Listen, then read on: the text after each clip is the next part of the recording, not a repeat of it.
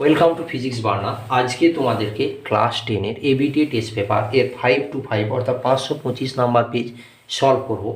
এর আগের ভিডিওগুলোতে 32 থেকে 525-এর আগে পর্যন্ত যতগুলো পেজ আছে সব সলিউশন করেছি, যেগুলোকে ভিডিও প্লেলিস্ট সেকশনে এছাড়া তোমার আমাদের ডিসক্রিপশনে পেয়ে যাবে। ভিডিওটা কেমন লাগছে অবশ্যই ভিডিওটা কমেন্ট করবে, আর ভিডিওটা কন্টিনিউ দেখো। তোমরা যদি কন্টিনিউ সমস্ত ভিডিওগুলো যদি দেখতে থাকো তাহলে দেখো কিছু কোশ্চেন তো রিপিট হয়ে আসে এবং সেটা তোমার মাথাতে সেভ হয়ে যাবে, কারণ practice makes a man perfect, এটা তোমরা জানো। আর সেই জন্য কন্টিনিউ দেখতে শুরু করো।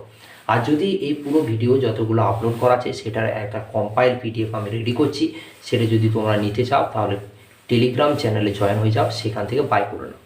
ঠিক আছে, তো শুরু করছি পেজ নাম্বার 525। পেজ নাম্বার 525-এর শর্ট কোশ্চেন কী দেওয়া আছে দেখে নাও। প্রথমে পেজ নাম্বার 525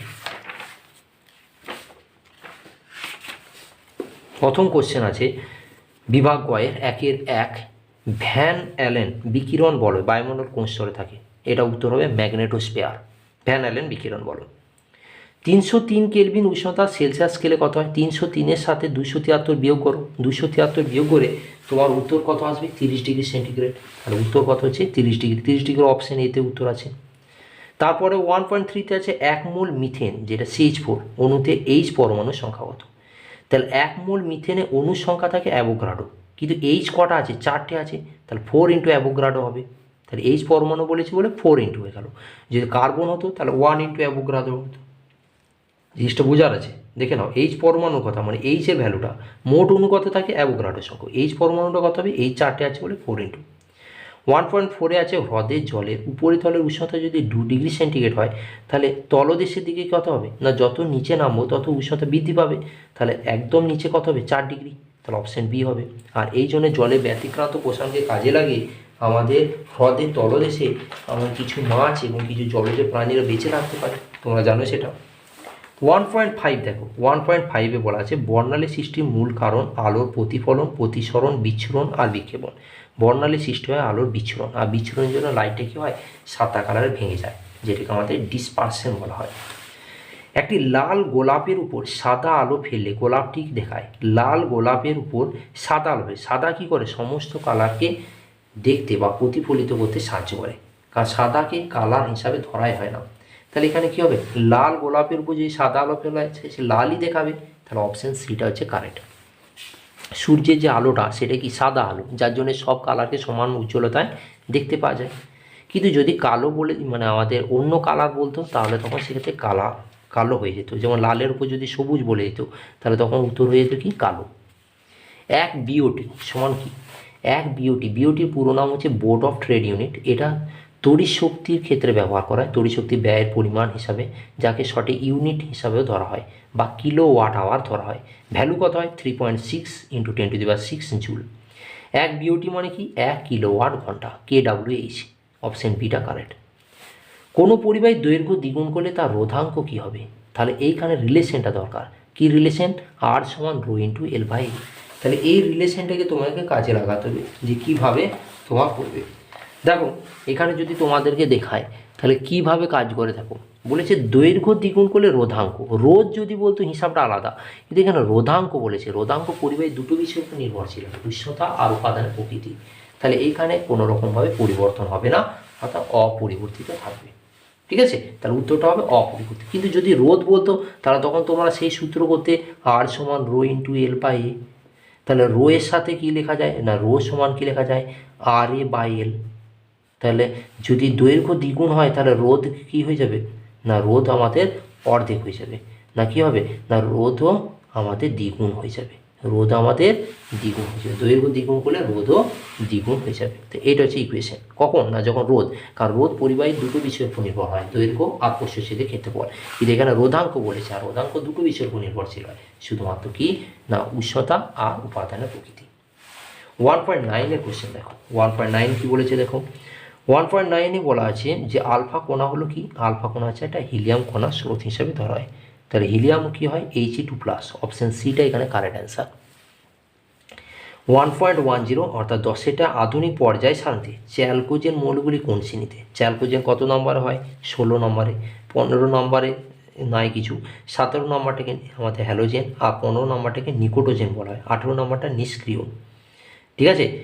1.11 নিচের যে যৌগটি অণুতে দুটি দ্বিবন্ধন থাকে, দুটি দ্বিবন্ধন কার ক্ষেত্রে দেখতে পাওয়া যায় না, সেটা হচ্ছে carbon dioxide CO2। Important, option B, দুটি দ্বিবন্ধন থাকে। 12 কোশ্চেন, প্রদত্ত কোনটি তীব্র তড়িৎ বিশ্লেষ্য, তার তীব্র কোনটা হবে না NaOH, এটাও রিপিট কোশ্চেন। জলে নিম্ন অপসারণ দ্বারা সংগ্রহ করা হয়, 13 কোশ্চেনে কী বলেছে, নিম্ন অপসারণ দ্বারা সংগ্রহ করা হয় কাকে না অ্যামোনিয়া গ্যাসকে, তাহলে অপশন এ NH3। 14 কোশ্চেন আছে, সর্বদাই অ্যামালগামের একটি উপাদান কি হতে হবে না অ্যামালগামের যেটা হবে সেটা হচ্ছে পারদ, পারদ মানে Hg বলা হয়, অপশন ডি। প্রদত্ত কোনটি অ্যালডিহাইডে কার্যকরী, অ্যালডিহাইড বলেছে তাহলে সিঙ্গেল বন্ড CHO, যদি অ্যালকোহল বলতো single bond OH, double bond C double bond হতো ketone, single bond C double H তাহলে হচ্ছে কার্বক্সিলিক অ্যাসিড বলা হতো। তাহলে এটা আমাদের MCQটা হলো। এবার বিভাগ খটা দেখো, বিভাগ হয় প্রথমে আছে 2.1-এ প্রাকৃতিক সানস্ক্রিন কাকে বলা হয়, কোন স্তরকে বলা হয়, তাহলে পরিবেশকে এবং পৃথিবীকে রক্ষা করছে, রক্ষাকর্তা কাকে বলে ওজোনোস্ফিয়ার বা স্ট্র্যাটোস্ফিয়ার স্তরকে। ঠিক আছে, তাহলে ওজোনোস্ফিয়ার বা স্ট্র্যাটোস্ফিয়ার স্তরকে বলা হয়। শান্তমণ্ডল, একই জায়গাতে দুটো কোশ্চেন দেখো, শান্তমণ্ডল কাকে বলে ওজোনোস্ফিয়ারকে বা স্ট্র্যাটোস্ফিয়ারকে, তাহলে এখানে স্ট্র্যাটোস্ফিয়ার বলবে। অথবাতে যে বায়ুমণ্ডলে কোন স্তরে ঝড় বৃষ্টি দেখতে পাওয়া যায়, ট্রপোস্ফিয়ার। 2.3-তে সর্বজনীন গ্যাস ধ্রুবক কাকে বলা হয়, সর্বজনীন গ্যাস ধ্রুবক ক্যাপিটাল আরকে বলা হয়। ভ্যালু যদি বলে তাহলে মনে রাখবে 8.314 ইন্টু 10⁻7, 10⁻7 লিখলে আর মোল ইনভার্স কেলভিন ইনভার্স, আর যদি 10⁻7টা না ইউজ করো 8.314 তাহলে joule mole inverse kelvin inverse. 2.4 বয়লের সূত্রে চলরাশিগুলি কী কী হয় না গ্যাসের ভর আর গ্যাসের উষ্ণতা।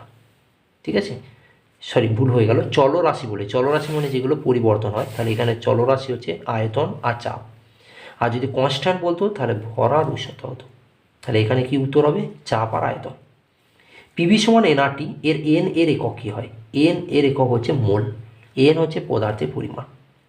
তাপের সুপরিবাহী তরলের নাম কি, তাপের সুপরিবাহী মানে তাপ সহজে যেতে পারে, জলকে ধরতে পারো, জলের মধ্যে তাপ সহজে যেতে পারে, তাহলে এখানে কি দিতে পারো জল। কিন্তু একদম সুপরিবাহী হিসাবে যদি ধরা হয় তরল হিসাবে তাহলে সেটা পারদটা সবচেয়ে বেস্ট হয়, কি হচ্ছে পারদ। এরপর হচ্ছে শূন্যস্থান, উত্তর লেন্সকে ড্যাশ লেন্স বলে, উত্তর লেন্সকে অভিসারী লেন্স বলা হয় আর অবতল লেন্সকে অপসারী বলা হয়। সমতল দর্পণে প্রকাশ দৈর্ঘ্য কত হয়, সমতল দর্পণে প্রকাশ দৈর্ঘ্য হয় আমাদের অসীম, বক্রদেব বিশারদ আর প্রকাশ দৈর্ঘ্য দুটোই অসীম হয়। আর ক্ষমতা যদি বলে শূন্য। অথবাতে একটি আলোকরশ্মি একটা আয়নার উপর লম্বভাবে আপতিত হলো, প্রতিফলন করে মান কত হবে। যদি দেখো লম্বভাবে আপতিত হয়, তোমাদেরকে একটু ছবিতে দেখিয়ে দিই, তাহলে লম্বভাবে যদি আপতিত হয় না তাহলে লম্বভাবে তো নির্গত হবে, তাহলে সেক্ষেত্রে অবিলম্ব রেসপেক্টে অ্যাঙ্গেলটা কত হবে 0 ডিগ্রি, তাহলে অ্যাঙ্গেল আইটাও 0, অ্যাঙ্গেল আরটাও 0 ডিগ্রি। একটি আদর্শ অ্যামিটারের রোধ কত হয় 0, আর ভোল্ট মিটার যদি বলতো পাশে লিখে রাখতে পারো, ভোল্ট মিটারের ক্ষেত্রে কী হয় অসীম। রোদের সমান্তরাল সমবায় কোনটি অপরিবর্তিত থাকে, বিভব প্রভেদ। তা রোদের সমান্তরাল সমবায় কি অপরিবর্তিত থাকে, বিভব। যখন সমান্তরাল হয় না, এই যে ছবি তোমাদেরকে দেখাচ্ছি তোমাদের প্রয়োজনের জন্য, এই ধরো সমান্তরাল, সেক্ষেত্রে বিভবটা সবসময় কী হয় কনস্ট্যান্ট হয়, ভিটা কনস্ট্যান্ট। আইটা কী হয় তিনটে পার্টে ভেঙে যায়, একটা I1, একটা I2, একটা I3, এখানে তিনটে সার্কিটের রেসপেক্টে বলছি, R1, R2, R3। আমাদের ঘরে বর্তনীতে অর্থাৎ গৃহস্থালী বর্তনীতে কীভাবে যুক্ত থাকে সমান্তরাল সমবায়ে, ওই জন্য ঘরের মধ্যে ভিভোটা ফিক্সড হয়, আর ভিভোর মানটা নেচারভাবে কত হয় 220 ভোল্টেজ। ঠিক আছে, কখনো সেটা বৃদ্ধিও পায়। 2.9-এর পর 2.10 অর্থাৎ 10-এরটা দেখো, তার আগে অথবা আছে, তাহলে অথবাতে আছে ডায়নামো কাকে বলে, যান্ত্রিক শক্তি থেকে তড়িৎ শক্তি রূপান্তরকে ডায়নামো বলা হয়, যা ফ্লেমিংয়ের ডায়নামোস নিয়ম মেনে চলে। ঠিক আছে, পরমাণু কোন অংশ থেকে তেজস্ক্রিয় রশ্মি নির্গত হয়, নিউক্লিয়াস থেকে। তেজস্ক্রিয় রশ্মি কোথা থেকে আসে, নিউক্লিয়াস থেকে। X11টা, X282 আর Y আছে 287। পরমাণু দুটির মধ্যে কী ধরনের বন্ধন দেখা যাবে, তার লাস্টে দেখো 2 আছে, এর লাস্টে 7 আছে, তা 2 থাকা মানে কি হবে না সেটা ধাতু হবে, কারণ ধাতু চিনার কী সুবিধা, 1 থেকে 4-এর মধ্যে হলে সেটা ধাতু হয়, আর 5 থেকে 8-এর মধ্যে যদি হয় সেটা অধাতু হয়, তাহলে এটা অধাতু এটা ধাতু, আর ধাতু আর অধাতু কী তৈরি করে তড়িযোজি, তাহলে তড়িযোজি হবে। একটি তরল অধাতুর নাম, তরল অধাতু হচ্ছে ব্রোমিন, Br বলা হয়, এবং লাল রঙে তৈরি হয়। Br হচ্ছে কি না একটা হ্যালোজেন মৌল হিসাবেও ধরা হয়। অথবাতে আছে প্রথম সন্ধিগত মৌল, তার প্রথম সন্ধি হচ্ছে স্ক্যানাডিয়াম, তার ভ্যালু হয় 21 পরমাণু ক্রমাঙ্ক। কোন মৌলকে মেন্ডেলিভ দুষ্টু মৌল আখ্যা দেন, হাইড্রোজেন মৌলকে। কারণ কি হ্যালোজেন এবং তার সাথে আমাদের ধাতবর সাথে এর কী হচ্ছে সাদৃশ্য আছে আর বৈসাদৃশ্য আছে, ঠিক আছে, এই জন্য দুষ্টু মৌল হিসাবে আখ্যা দিয়েছিলেন মেন্ডেলিভ। লোহার চামচের উপর নিকেলের প্রলেপ দিতে ক্যাথোড এবং অ্যানোড হিসাবে কী ব্যবহার করে? তা লোহার চামচ মানে ওইটি ক্যাথোড, নিকেলের প্রলেপ তাহলে সেটি হবে অ্যানোড। অনেক সময় ক্যাথোড অ্যানোড না বলে তড়িৎদ্বারগুলি কী কী বলা হয়, তখন সেক্ষেত্রে একই। তড়িৎ বিশ্লেষণে ঋণাত্মক আধানের প্রভাব কোন তড়িৎদ্বার মুখী হয়? ঋণাত্মক আধান সর্বদা ক্যাথোডের দিকে যায় আর ধনাত্মক আধান সর্বদা অ্যানোডের দিকে যায়। অথবাতে আছে একটি অধাতব তড়িৎদ্বার কি? অধাতব বলেছে মানে অধাতু কি? গ্রাফাইট, কার্বনের উপভেদ হয়।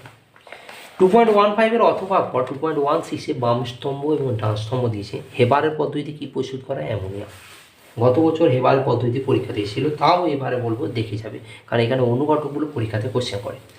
স্পর্শ পদ্ধতিতে এইচটিএস উপরে কত পার্সেন্ট তৈরি হয়? 98%।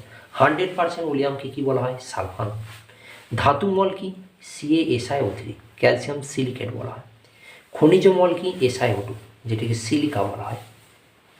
2.17 পিভিসির পুরো নাম, খুব ইম্পর্টেন্ট কোশ্চেন, পলিভিনাইল ক্লোরাইড। এর যদি বলে মনোমার কি? Vinyl chloride. CH3CH2OH, IUPAC name কী হবে? CH3CH2OH, OH আছে মানে কী হয়? অ্যালকোহল গ্রুপ, নল হবে। কটা কার্বন আছে? দুটো, তাহলে কী নাম হবে? ইথানল। তাহলে আইপিসি প্রত্যেকটাই দিচ্ছে, আইপিসি খুব একটা টাফ দেয় না, রিপিটেড কোশ্চেন হচ্ছে, ভালো করে দেখবে। যদি কন্টিনিউ প্র্যাকটিস করো প্রথম থেকে একদম শেষ অবধি যতটা আমি করাচ্ছি, যদি একটা নির্দিষ্ট সময় করে 2x স্পিড নিয়েও যদি ভিডিওটা পুরোগুলো দেখো আর বারবার যদি সেটাকে রিপিট করো, তাহলে শিওর তুমি 36-এ 36ই পাবে। কারণ তোমরা এক্সাম দিয়ে এসে আমাকে কমেন্ট করবে যে স্যার কেমন কোশ্চেন হয়েছে আর কতগুলো আমি পেরেছি, ঠিক আছে। আর ভিডিওটা কেমন লাগছে অবশ্যই ভিডিওটাকে কমেন্ট সেকশনে তোমরা বলবে, আর ভিডিওটা ভালো লাগলে লাইক শেয়ার এবং সাবস্ক্রাইব করে দেবে। পরের ভিডিওর জন্য ওয়েট করো, খুব তাড়াতাড়ি পরের ভিডিও আমি আপলোড করছি। আজকের ভিডিও এতটা পর্যন্ত, বাই, থ্যাংক ইউ।